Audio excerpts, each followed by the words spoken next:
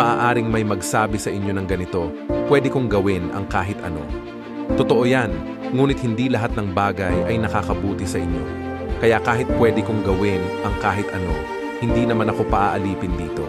Maaari rin namang sabihin ng iba, ang pagkain ay ginawa para sa tiyan at ang tiyan ay para sa pagkain. Totoo iyan, ngunit darating ang araw na pareho itong sisirain ng Diyos. Ang katawan ay hindi para sa sexual na imoralidad, kundi para sa paglilingkod sa Diyos. At ang Diyos ang nag-iingat nito. Ang katawan natin muling bubuhayin ng Diyos sa huling araw tulad ng ginawa niya sa ating Panginoon. Hindi ba tayong mga mananampalataya ay bahagi ng katawan ni Kristo?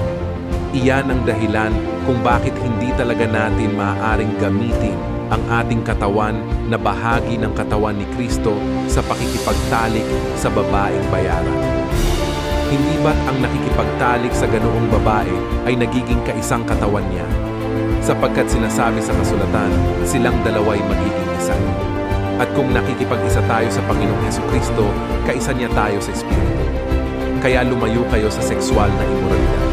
Ang ibang kasalanang ginagawa ng tao ay walang kinalaman sa kanyang katawan, ngunit ang gumagawa ng sexual na imoralidad ay nagkakasala sa sarili niyang katawan.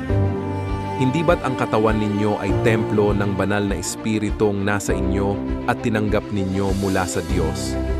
Kung ganoon, ang katawan ninyo'y hindi sa inyo kundi sa Diyos, dahil tinubos kayo ng Diyos sa napakalaking halaga.